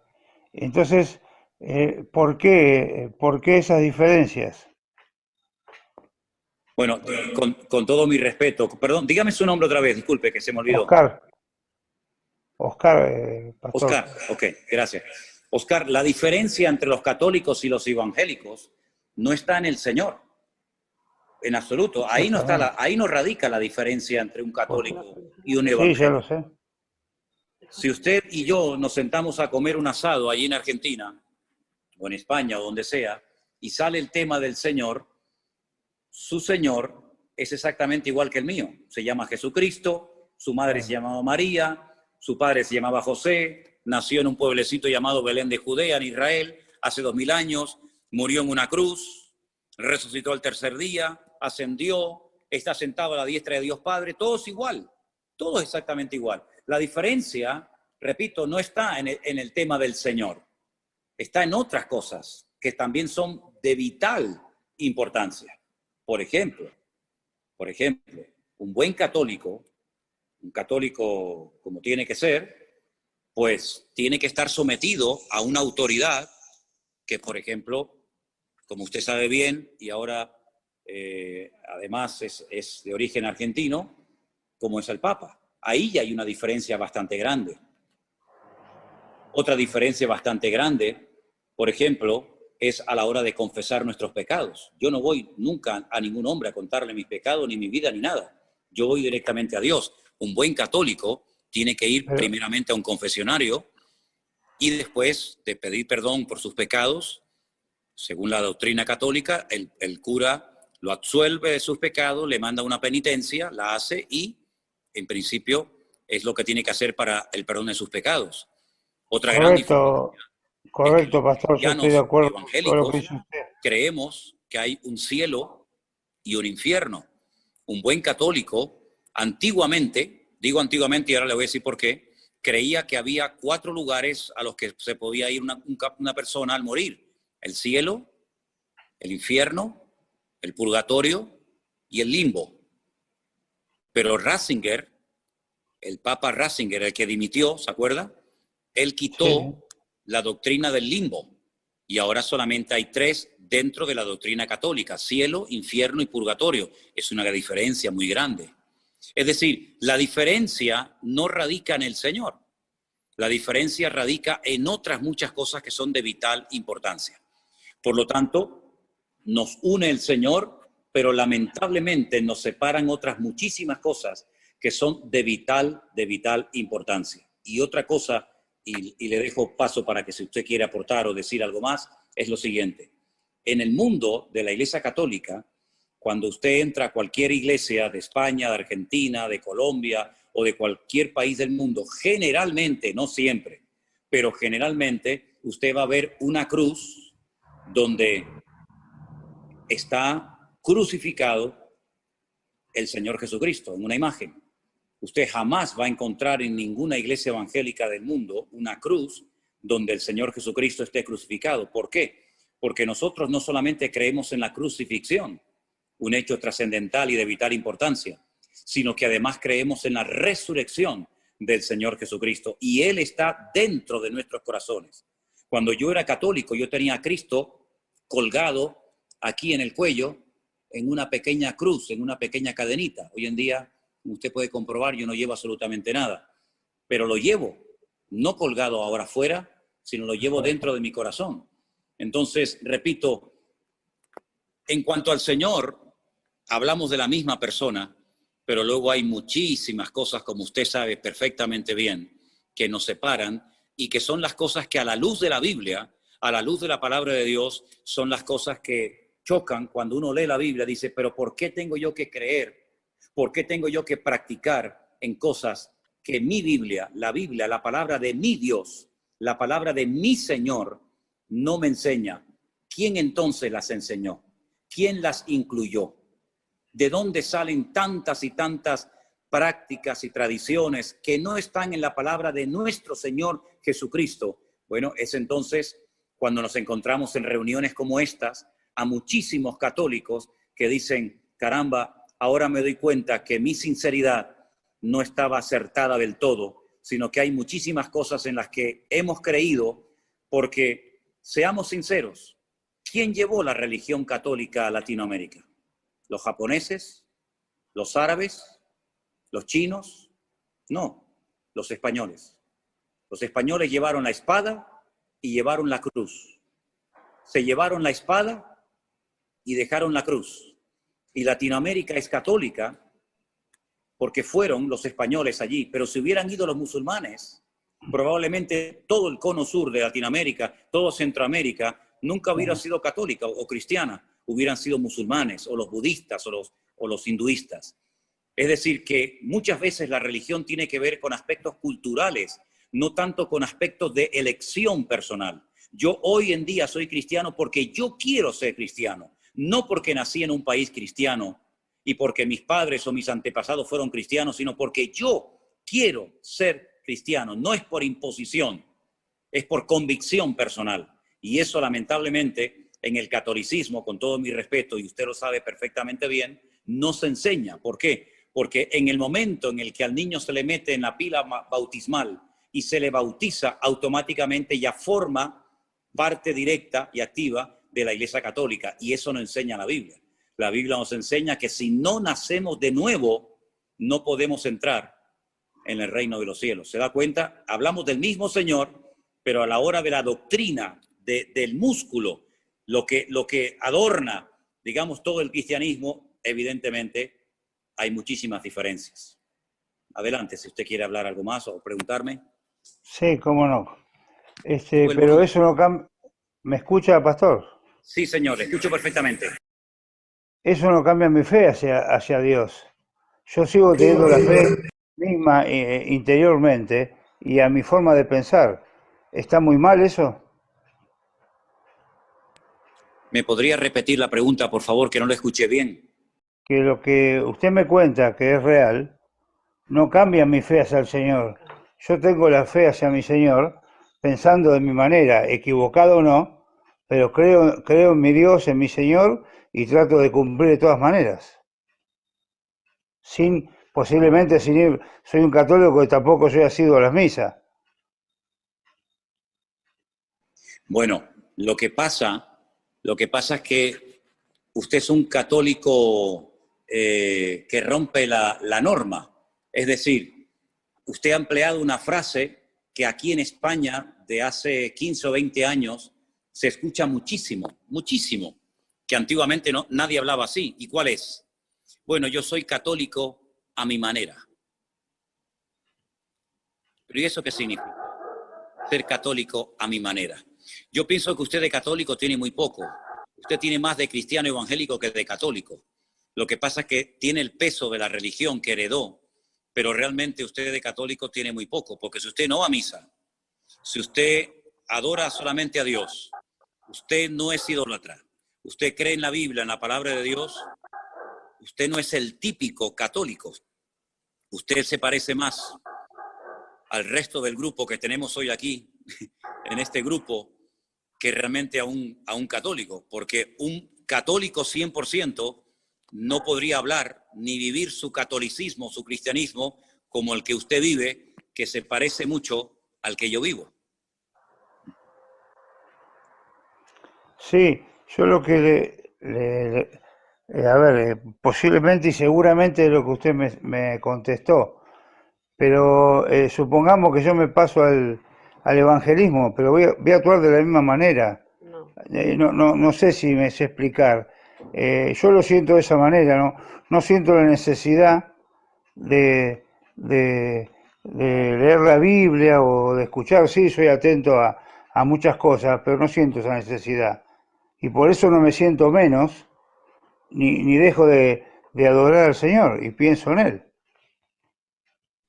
Usted no tiene que pasarse al evangelismo. Usted no tiene que pasarse al evangelismo para nada.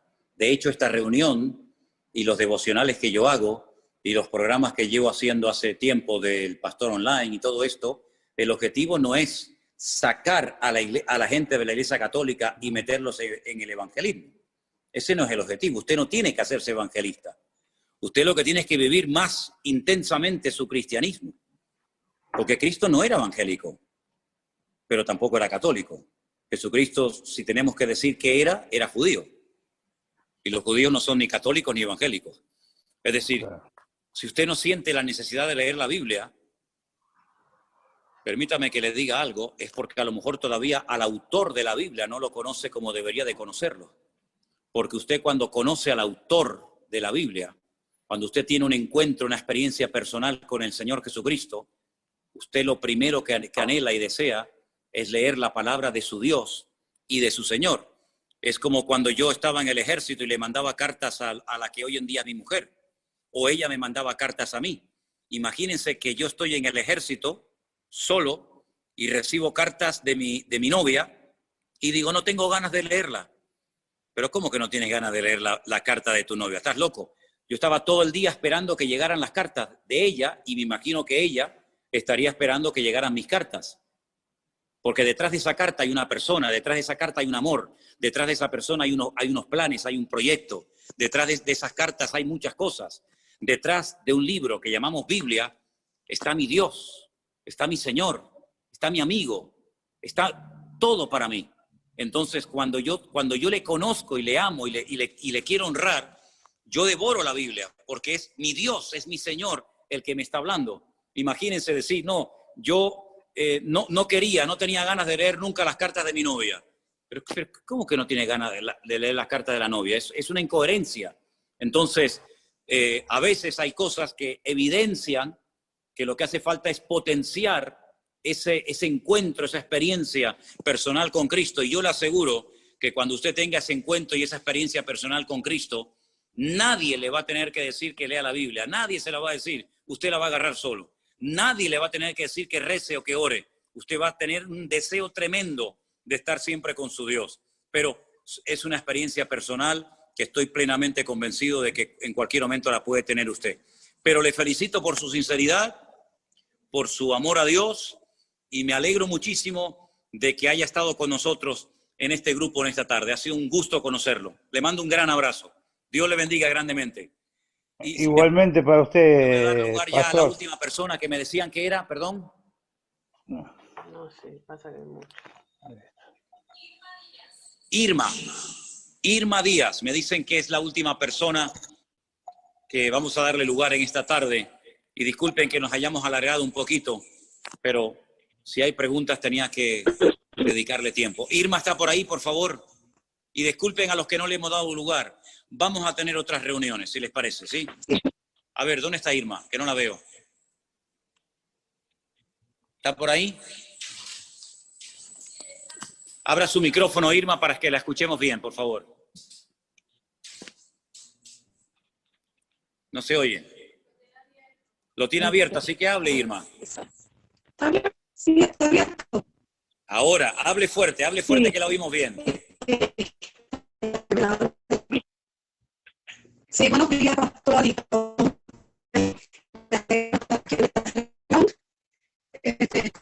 Discúlpeme, Irma, pero se le escucha muy mal. Entonces, no se enfade con nosotros.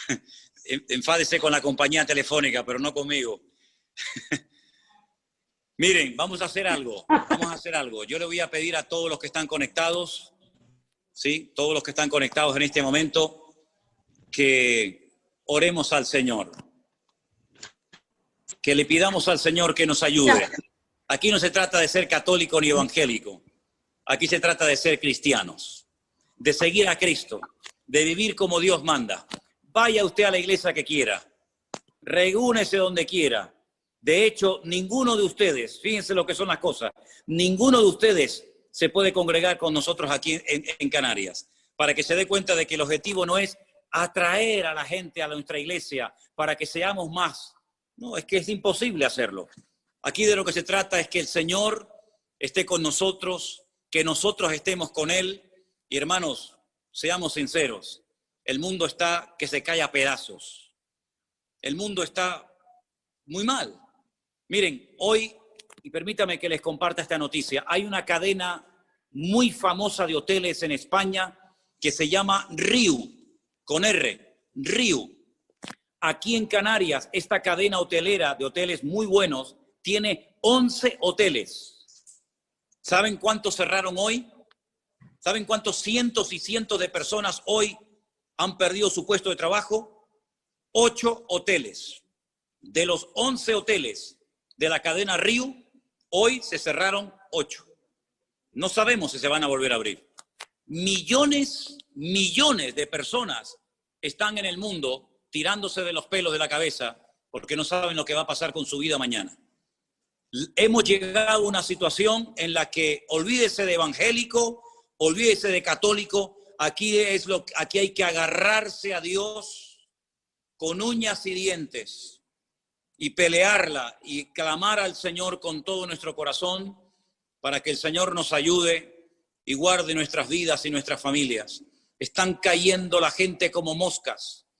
Ya se están infectando niños pequeñitos. Tenemos a las puertas aquí en España algo que puede ser un caos terrible. Millones de niños y de adolescentes y de jóvenes van a comenzar en estos días las clases en el colegio. Lo que va a pasar, nadie lo sabe. Hay ricos que se están muriendo, y pobres también, y blancos, y negros, y latinos, y americanos, y católicos, y evangélicos, y ateos. Esto afecta a todo el mundo. Solamente nos queda una esperanza. No es la política, no es el deporte, no son los pastores. La única esperanza que nos queda firme, el ancla firme, es nuestro Dios. Y Él nos ha unido. No les conozco personalmente. Tal vez nunca nos conoceremos, no lo sé, solo Dios lo sabe.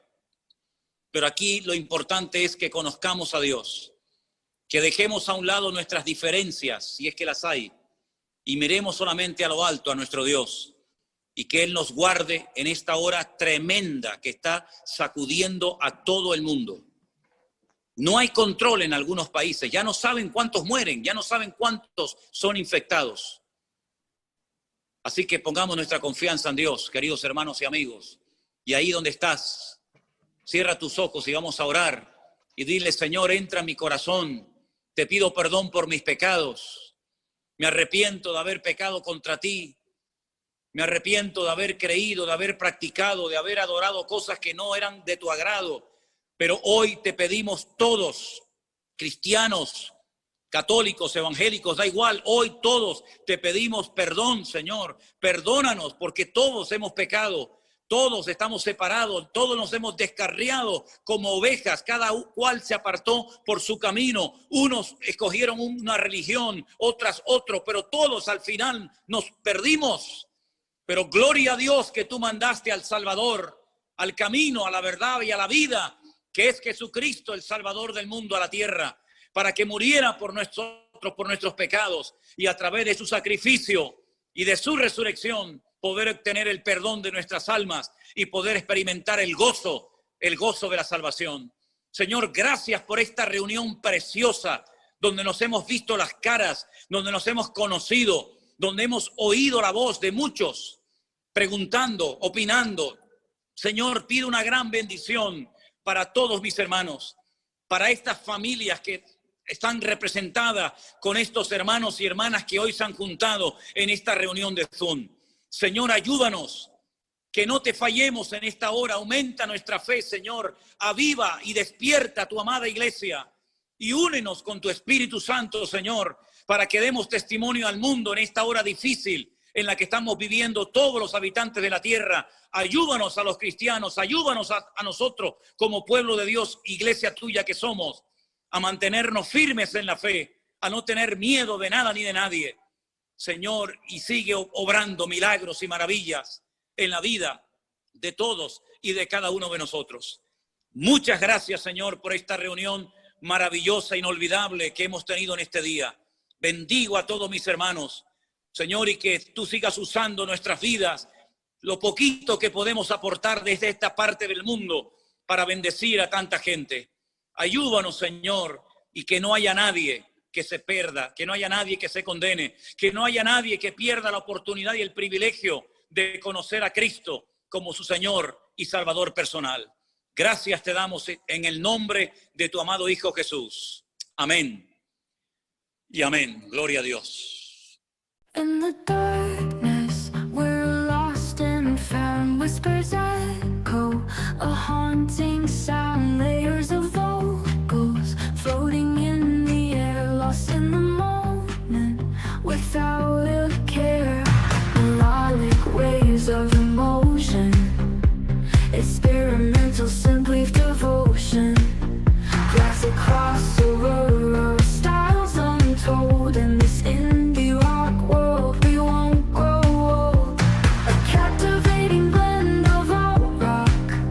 In this journey we'll never stop. Female vocals, a soft embrace, guiding us through time and space. Melodic waves of emotion, experimental simply devotion. Classic crossover styles untold. Mis queridos hermanos, Dios les bendiga.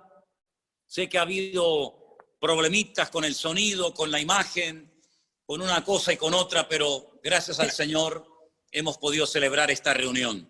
Que Dios les bendiga. Me alegro mucho de haber estado con ustedes. Gracias a Vanessa, que ha estado arriba en el ordenador, a Anderson, nuestro hermano Armando. Hemos estado grabando esto para también que otras personas también puedan ser bendecidas. Ahora, si quieren, abran todos sus micrófonos y que el Señor les guarde y les bendiga. Yo mañana estaré por la mañana en el devocional, como siempre, a la misma hora, y que Dios les guarde. Sigan orando por nosotros, como nosotros lo hacemos por ustedes. Que el Señor les guarde. Pastor. Un abrazo para todos. Gracias, pastor. Muchas gracias. Gracias. Bendiciones. Bendiciones. Bendiciones. Gracias. Les aman el amor de Cristo.